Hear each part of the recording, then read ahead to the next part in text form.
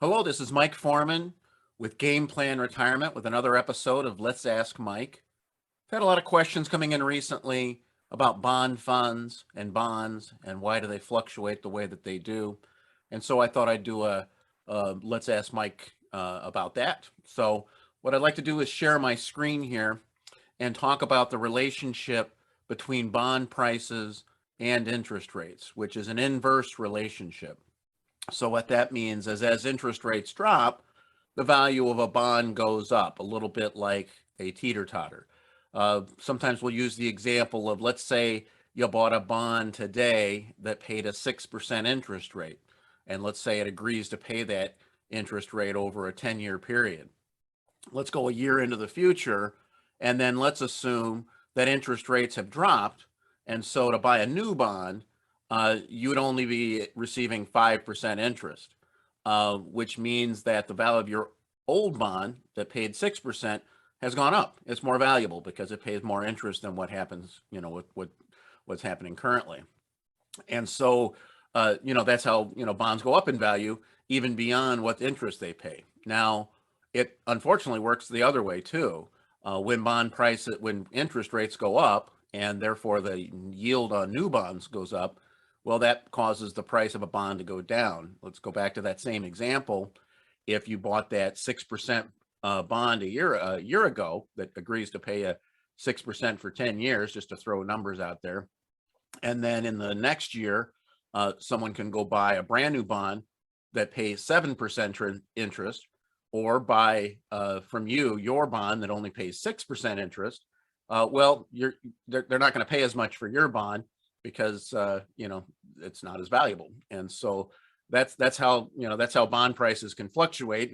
And with a bond fund or even with individual bonds, the market price is checked each time you receive a statement or you see it on your when you check it online, and it's going to reflect those changes in interest rates and therefore what the market has done. So we've talked about this before.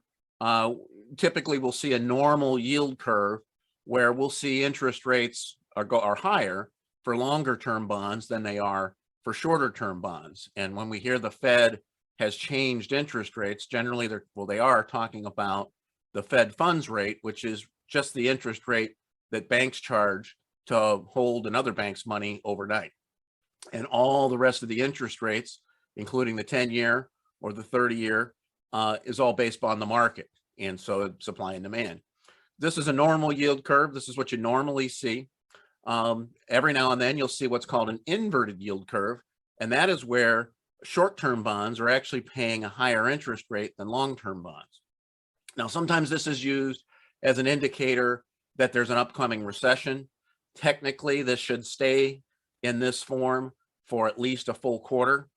And sometimes it will flash inverse, especially when the Fed raises that short-term rate, that overnight rate. It sometimes takes a little while for the rest of the bonds to kind of price themselves, appropriately. And so sometimes you'll get a flash of an inverted yield curve, and it may still be an indication of things to come, but it also might not be. This graph shows what interest rates have done over a long period of time. You'll see that back in about 1981, interest rates almost hit 20%. And so for most of my career, interest rates have dropped overall. And so here's where we are, over here. So not trying at all to forecast what interest rates are going to do, but we do have historically low rates. They got very close to zero. And so there may be some increases in interest rates, coming.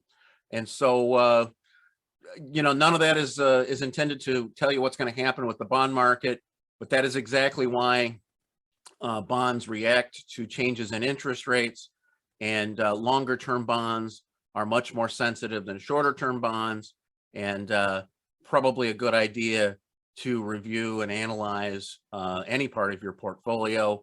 Be more than happy to work with you, or you can reach out to those folks that you trust and work with already. So thank you for turning in to Let's Ask Mike. Really good questions coming in lately, and happy to help you any way I can.